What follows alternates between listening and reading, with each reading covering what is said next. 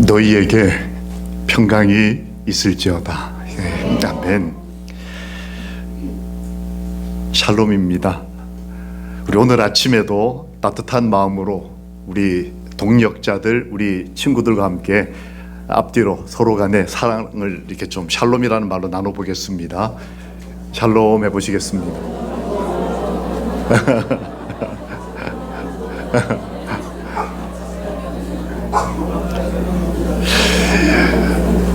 이렇게 서로 간에 반갑고 밝은 모습으로 설교를 내내 들으시면 얼마나 좋을까요? 이 이른 아침에 어떤 기억들을 가지고 하루를 시작하십니까? 성경에 보면 한 사람이 저희들처럼 이렇게 아침을 맞았다라고 기록이 되어 있습니다. 날이 새어갈 때에 예수께서 바닷가에 서셨으나 제자들이 예수이신 줄 알지 못하는지라. 예수께서 이르시되 얘들아. 이 상황은 금요일 날 예수님이 십자가에서 달려 돌아가시고 난 다음에 안식일이 지나고 어느 날 한 3년 반쯤 함께 근무하고 동역하고 함께 예수님 근처에서 살았던 사람들의 아침입니다. 그런데 종교적 목적보다는 경제적 목적에 의해서 이날을 아침이 시작이 됐어요. 좀 지쳐 있었던 걸로 보입니다. 작년에 저희 한국의 한 설문기관이 한국에 있는 20대로부터 50대, 딱 저희들이죠. 20대에서 50대까지에 해당하는 한국 사람들의 직장인들에게 이 설문을 했어요. 휴가 때 뭘 제일 하고 싶습니까? 라는 질문을 했는데 문장을 이렇게 완성하시오 이렇게 썼어요. 휴가 때 격렬하게, 이 즉기 말은 진짜 정말 하고 싶은 게 뭐냐? 땡땡땡 하고 싶다. 이거를 이렇게 완성하시오 이렇게 질문을 했습니다.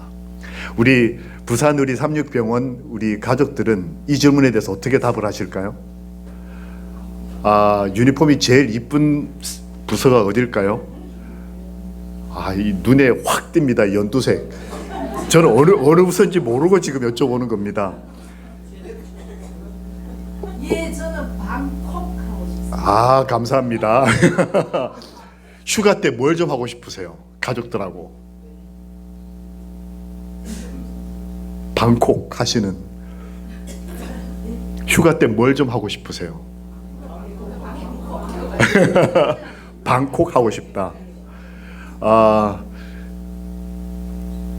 제일 막내 우리 신참 간호사 팀이 제일 오래 채용되신 분이 누구신가요?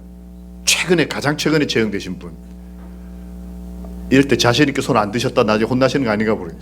누가 제일 최근에 되셨나요? 1년 차. 다 얘기는 고참들이신가 봅니다. 56%가 같은 대답을 했습니다. 휴가 때 격렬하게 아무것도 안 하고 싶다. 이 문장이 좀 안 되는 것 같은데 많은 사람이 공감을 했어요. 지쳐 있는 거예요. 내가 왜 살아야 되는지도 알고 종교도 가지고 있고 그 다음에 좋아하는 사람도 있고 가족도 있는데 어쨌든 개인적으로 지쳐 있기 때문에 휴가 때 우리 여행 가고 싶다고도 하시고 가족들과 맛있는 것도 먹고 싶고 그 다음에 책도 읽고 다 좋은데 56%가 그랬던 사람이 바로 이 아침에 이 사람들입니다. 그 중에 그 공동체 여러 명 가운데 한 사람이 베드로가 있었습니다. 이 사람은 비교적 종교적인 사람이고 그리고 이 같은 사람들과 함께 최소한 3년 반 정도를 함께 그 중에 몇 명은 그보다 훨씬 더 오랫동안 함께 이렇게 지내온 사람들이었는데 그날 그들은 경제적 목적을 위해서 먹고 입는 일 때문에 그런 미래에 대한 두려움 때문에 함께 나이트 근무를 쓴 그날 아침이었어요.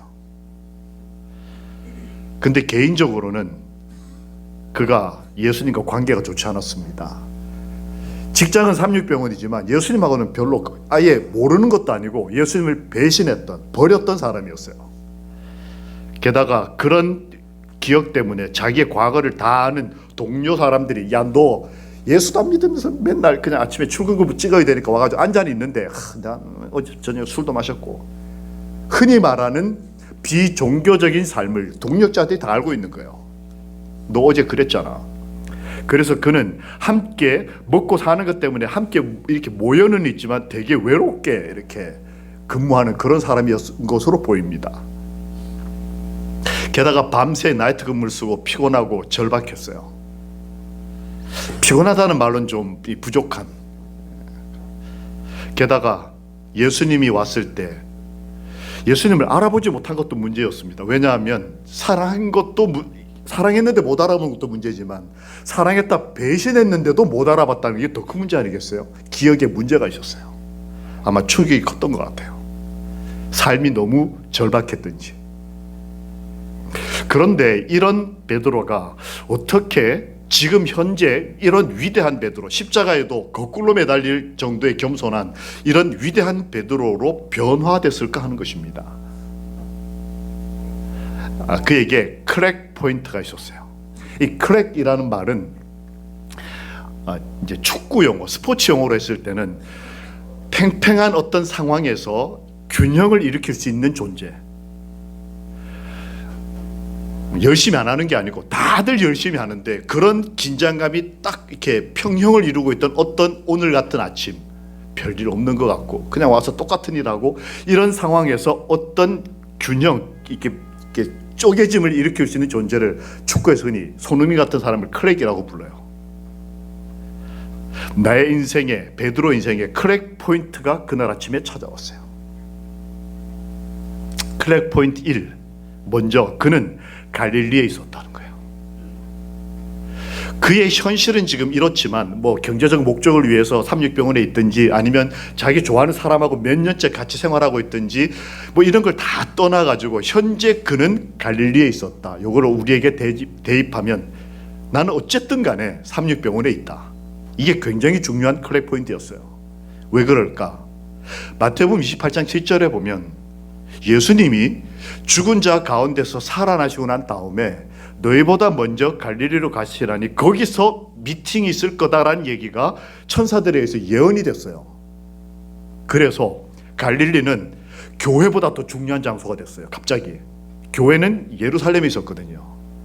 즉 내가 교회를 나가느냐보다 더 중요한 게 내가 지금 여기에 있다고 하는 것이 중요한 하루였어요. 베드로에게는. 여러분과 저에게 오늘 크랙 포인트, 내가 종교적으로 어떤 위치에 있느냐, 그 다음 어디에 있느냐보다 더 중요한 게 하나님이 정하신 어떤 날, 그때에 내가 거기 있었다라고 하는 것이 굉장히 중요할 수 있다는 거예요. 그 장소에 예수님이 오셨습니다. 그리고 그 경제 공동체에게, 사실은 종교적 공동체이기도 하고 미션을 가진, 사명을 가진 사람들이었지만 지금 당장은 먹고 사는 일이 바빴던 그들에게 예수님이 이르시되 얘들아 라고 부르셨어요. 이게 아버지가 아들, 딸 부르는 것처럼 부르신 걸까? 어감이 뭘까를 궁금해가지고 이렇게 원어를 봤더니 원어에 가장 가까운 번역본은 이렇게 돼 있어요. 친구들아 이렇게 돼 있어요. 저는 이 표현이 너무 좋습니다. 하나님의 아들이 오늘 아침 여러분과 저를 찾아왔을 때 우리 삶의 균형에 어떤 새로운 시작점을 주실 때 은혜는 이 죄인들아 이렇게 말씀하시지 않고 내 친구들아, 나와 같은 마음으로 내가 오늘날 2019년에 여기 있어도 저 아픈 사람 도와줄 거다. 내가 오늘 여기 있어도 너희들처럼 이렇게 살았을 거야. 그런 의미로 네가 과거에 어떻게 했냐, 어젯밤에 뭐 했냐, 나한테 어떤 태도를 임했냐, 네가 종교적이냐 이런 거 묻지 않으셨어요. 네가 오늘 삼육병원에 있는 거 땡큐. 내가 오늘 여기 있었어도 그렇게 너처럼 오늘 하루를 살았을 거야. 함께 좀 읽어보실까요? 시작. 그분께서는 너의 친구가 될 것이며 결코 너를 떠나지 않을 것이다. 이게 베드로에게는 그의 삶을 변화를 시키는 첫 번째 크랙이었습니다. 내가 여기 있다. 제가 군에 갈 때 좀 나이가 늦게 이렇게 대학을 졸업하고 대학조차 1년 휴학했기 때문에 꽤 늦은 나이에 군을 갔습니다. 그러다 보니까 저희 친구들은 이미 다 갔다 왔어요. 그러다 보니까 제가 늦게 가는 건 관심이 없더라고요. 친구들이 다 자기들 문제 끝났으니까. 좀 외롭게 가는데 한 친구가 저를 굳이 의정부까지 따라왔습니다. 그러면서 저한테 편지를 한 장 줬어요. 저희 아버지는 저한테 조그마한 성경책을 주셔서 군에 가면 다 뺏기잖아요. 옷도 다 벗어서 반납을 하는데 성경책은 가지고 있어요. 그래서 성경책하고 친구가 준 편지를 미처 열어보지 못한 채로 성경책에 끼워놓고 이제 이렇게 품에다 이렇게 안고 있었습니다. 그리고 이제 어느 날 한 며칠이 지나고 난 다음에 그걸 딱 열어봤는데 그 편지 내용이 한 문장이었어요. 저거였습니다. 나는 주의 군병이다. 너는 이렇게 말하면 제가 부담을 가질까봐 친구가 나는 이렇게 썼어요. 근데 뭔가 이렇게 비린내가 이렇게 매캐한 냄새가 이렇게 팍 풍겼습니다. 뭘로 쓴 것 같습니까? 어휴, 혈서예요, 혈서. 여러분 이런 편지 받아보셨습니까? 제 중학교 동창인데 집안이 가난해서 고등학교 진학을 못했어요. 공부는 저보다 훨씬 제가 잘했다는 뜻은 아니고 저보다 훨씬 잘하고 좋은 아이가 될 수 있었는데 집안이 형편이라서 제가 고등학교 갈 때 그 아이는 공장으로 왔습니다. 제가 대학을 갈 때 그 친구는 택시 기사였어요. 그런데 이 친구가 의정부까지 따라와서 그리고 생각해 보니까 그 친구 손가락이 어딘가 모르게 흰 붕대가 감겨 있었다는 생각이 났어요. 나는 주의 군병이다.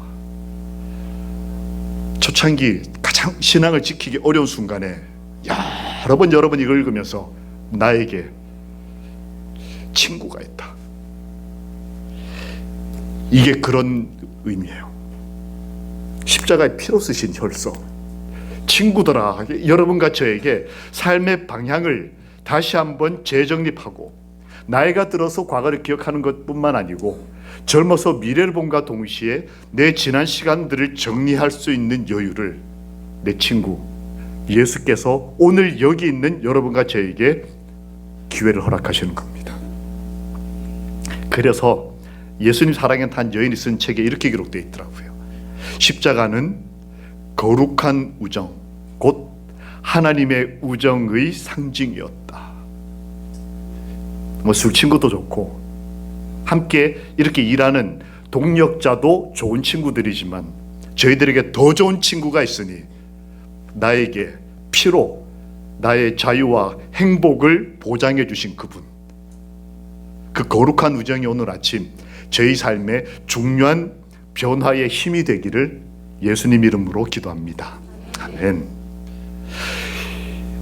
이런 좀 어려운 상황에 처해 있던 직장인 베드로, 그 나이트 근무 쓰고 정신없는 그 친구에게 또 다른 변화의 한 이 포인트가 뭐냐? 그건 뭔가를 기억해냈다는 거예요. 멍하게 하루를 살지 않고 막연한 미래를 내다보지 않고, 그렇다고 우리가 과거만 추억하고 살기에 자기 자서전 쓰기에는 너무나 젊고 희망 있는 사람들 아니겠습니까? 지혜로운 사람은 이 말씀을 기억하는 것입니다. 너희는 옛적 일을 기억하라. 이 베드로는 그 야간에 근무를 하면서 열심히 일은 했어요. 이렇게 수확이 많지는 않았지만 계속해서 뭔가 일은 하고 그날 아침에도 일을 하고 있었지만 일하면서 어떤 정신적 상황에 있었는지를 한 사람이 주석을 하면서 이렇게 썼습니다. 주께서 바닷가에서 봉사하실 때에 그들이 목격한 놀라운 사건들을 회상하였다. 지금 일은 이 경제적인 일을 하고 있지만 마음과 생각 속에서는 내 과거, 내 삶에 있는 풍요로웠던 영적이고 정서적이고 행복했고 힘들었을 때 내 아내가, 내 남편이, 내 아이들이 얼만큼 큰 힘이었는지 이런 것들을 기억하면서 그날의 어려운 직장 생활을 이겨내고 있었다는 거예요.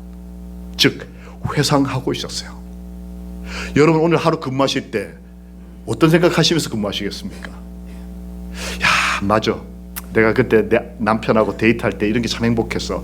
야, 내가 정말 처음 간호사 받고 왔을 때 한 치료받고 퇴원하시는 분이 나에게 준 그 손편지.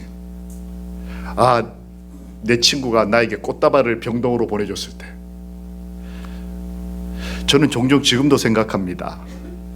지금 이제 50대가 된 제 아내의 그 아주 세련되고 아주 삶에 이렇게 익숙한 그런 어떤 모습보다 아내에게 꽃다발을 보내고 난 다음에 서울 삼육병원 2층 외과병동 모서리에서 이렇게 보면서 옛날에는 캡 쓰고 간호사들이 원피스 입었어요. 하얀색 원피스.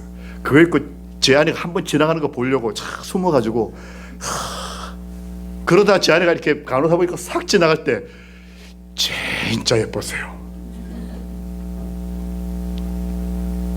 종종 근무하면서 하루를 살아가면서 내 삶을 풍요롭게 해주셨던 하나님의 은혜를 회상하면서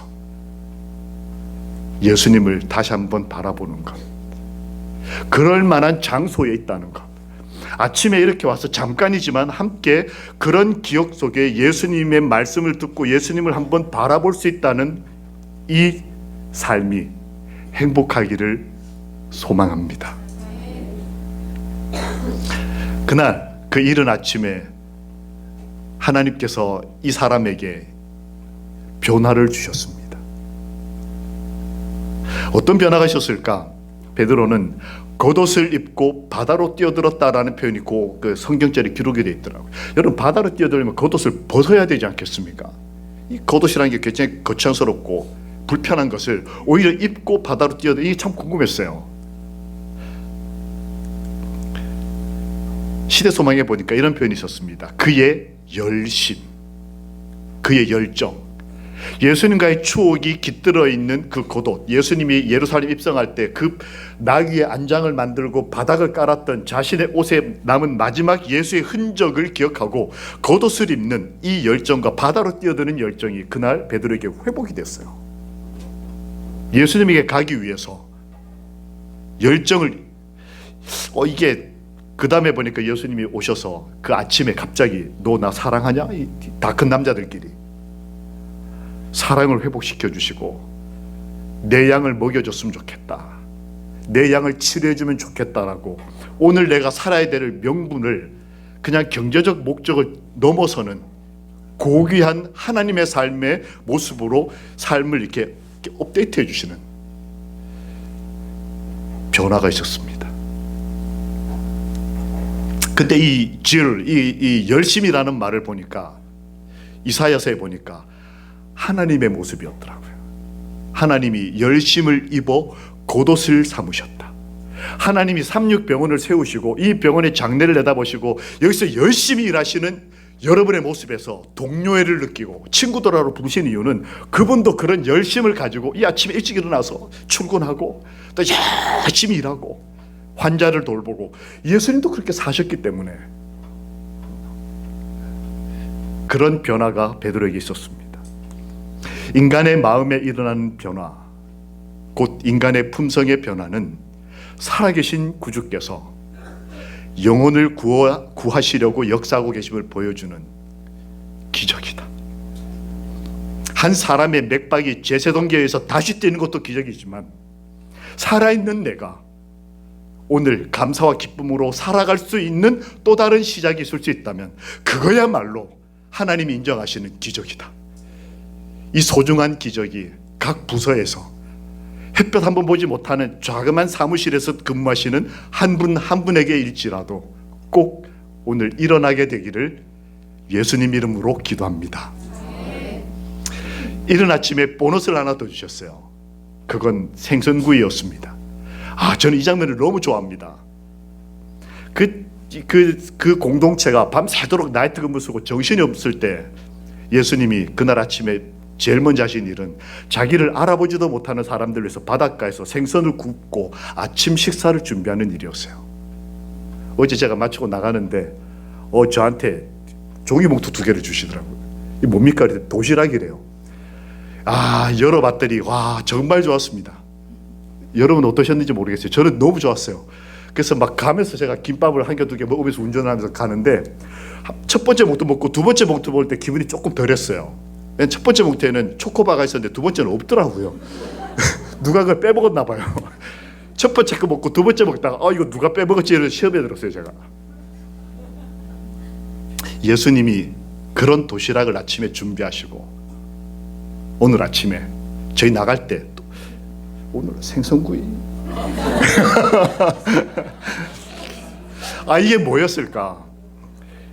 천지를 창조하신 하나님이 뉴스타트하고 좀 안 맞지 않습니까? 생선구이라는 개념이. 그래서 제가 이게 너무 궁금했어요. 왜 하필이면 생선구이일까? 사과를 하나 이렇게 이게 또 훨씬 더 살펴봤더니 어떤 분이 그 상황을 이렇게 쓰셨더라고요.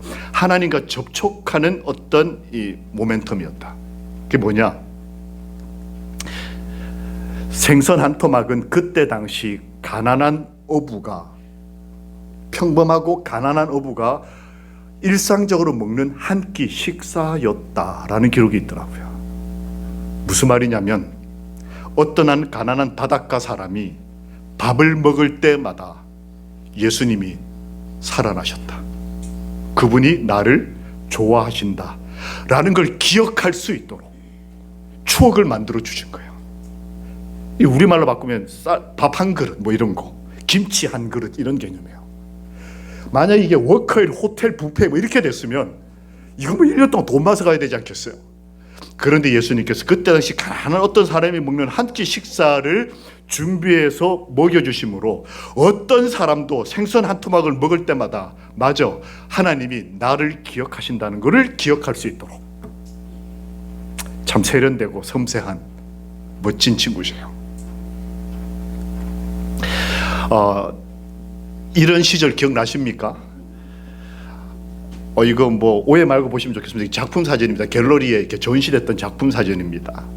소년시대라고 해서 저희 어릴 때, 그럴 때 이제 그 요즘이 하나 둘 낳지만 옛날에는 이제 형제들이 여러 명 있고 집안이 가난하니까 아이들 낳아놓고 아버지 어머니는 들판에 일하러 가시고 큰 누나, 나이 차 많은 큰 누나가 막내, 나이 차 많은 막내 없고 누나가 동생 키우는 그런 시대.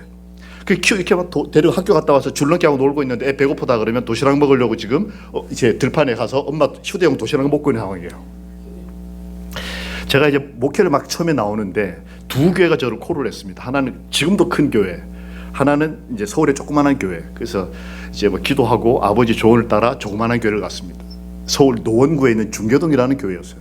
지금은 거기가 천지개벽을 했는데 80년대는 거기가 이제 청계천에서 이렇게 철거민들 다시 나오실 때 만든 동네라 참 어려운 분들이 많으셨어요. 교회도 천막이었습니다. 저는 여기 대구 여기 출신이라 서울에 천막교회가 있다고 상상 못했어요. 근데 천막교회가 있는데 놀랬습니다. 그런데 사람들이 너무 좋으니까, 비록 교회가 병원이 작아도 사람들이 좋으면 내가 하는 일이 같이 있으면 행복하잖아요. 그래서 제가 이제 열심히 사는데 어느 날 저를 불렀던 큰 교회는 제가 제 친구를 대신 보냈어요. 근데 그 친구가 토요일 날 이렇게 다 활동 다 마치고 기숙사를 따고 왔는데 학생 전도사니까 저한테 봉투 하나를 내밀더니 막 흔드는 겁니다. 뭐냐 했더니 꺼내보니까 수표가 한 장 나와요. 000-0001 100만 원짜리였어요.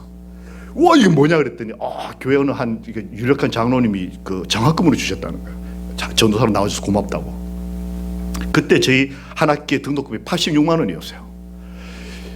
이게 그러니까 요즘도 큰 돈이지만 100만 원이 80년대 100만 원이면 이게 큰 돈이었어요. 근데 제가 마음에 찬바람이 쏙 뭔지 모르겠지만 하여튼 뭔가 좀 이상했어요. 넘어갔습니다. 근데 며칠 있다가 왔는데 얘가 또 봉투를 흔드는 거예요. 이게 뭐냐 했더니 꺼내다 보니까 10,000원짜리가 5장이 들었어요. 이건 뭔데 했더니 교통비라고 교회에서 주셨대요. 저희 교회는 교통비는 고사하고 애들이 헌금 낼 돈도 없으니까 제가 산을 넘어 다녔어요. 교회를.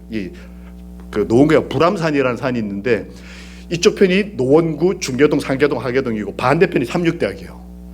그러니까 이렇게 차를 타고 가려면 교통비가 한 1,000원 이렇게 드니까 아이들이 200원, 300원 헌금도 못 내는데 전도사가 1,000원씩 쓰고 교회 다니는 게 좀 이상해서 산을 넘어 다녔어요. 1시간씩 걸려요. 저는 되게 열심히 있는 아주 좋은 청년이었어요. 5만 원을 보는 순간 제가 시험에 들었어요. 저거 내 건데 저거. 내가 저기에 갔으면 저기 내 건데. 어느 날 교회를 갔다 왔더니 이 친구가 밥을 안 먹는 거예요. 제 친구 전도사님이.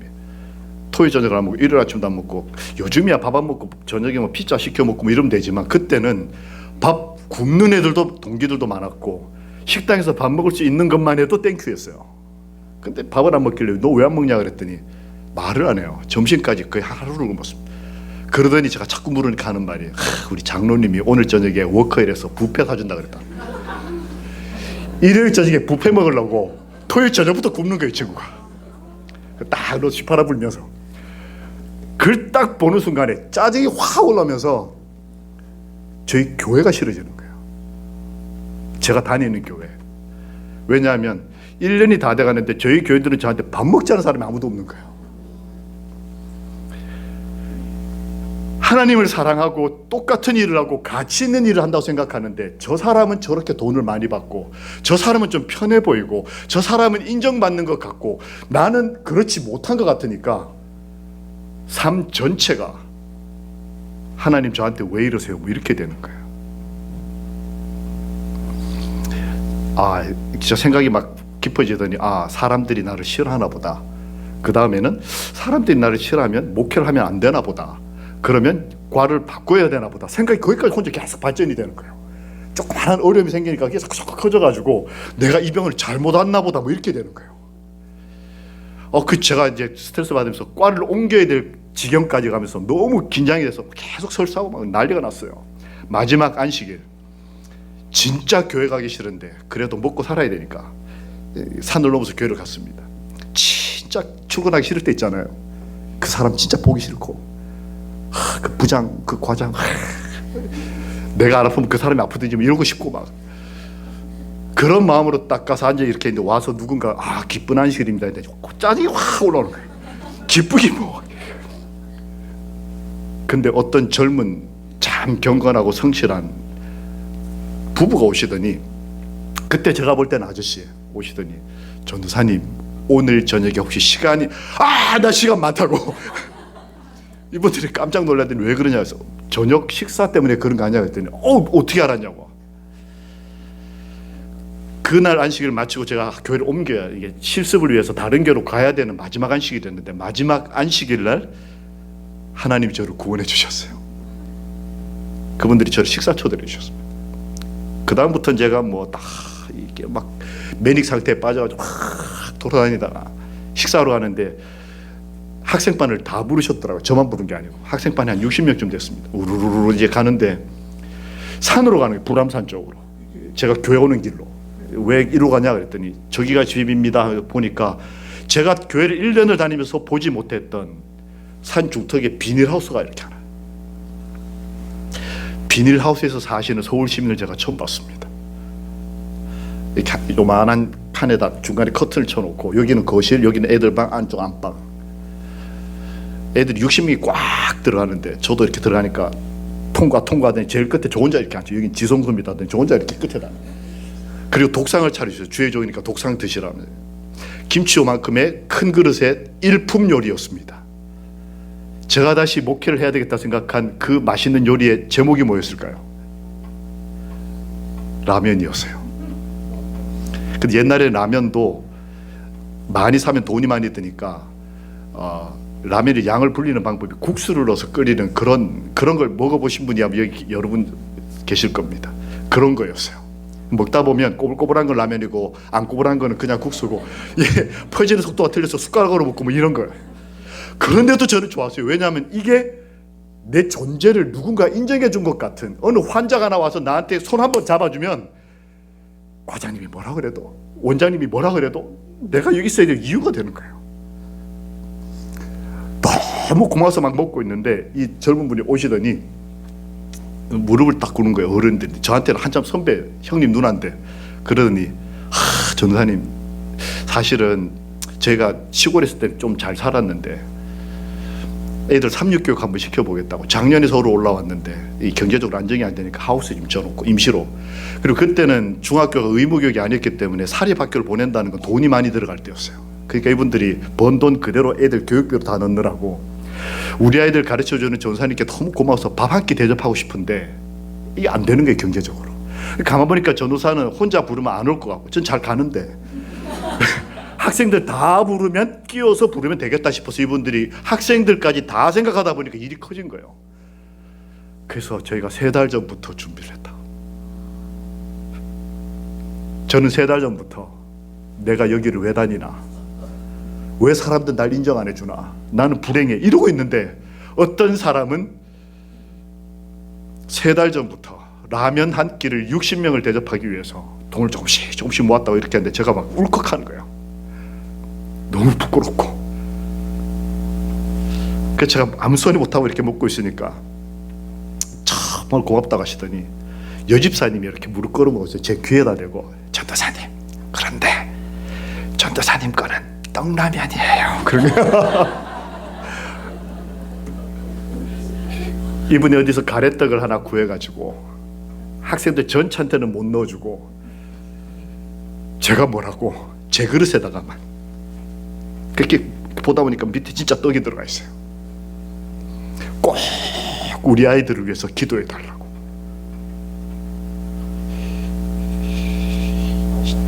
이게 제 인생에 있어서는 아주 소중한 생선구이였어요. 그 이후로 참 좋은 음식을 많이 먹어봤지만 변화시키시는 하나님의 은혜, 오늘 아침 오직 마음을 새롭게 함으로 우리도 그 어느 한 사람처럼 변화를 받아 하나님의 친구로서 오늘 이곳에서 행복과 삶의 소중한 은혜를 경험하게 되기를 우리 주님 예수님의 이름으로 기도합니다. 아멘.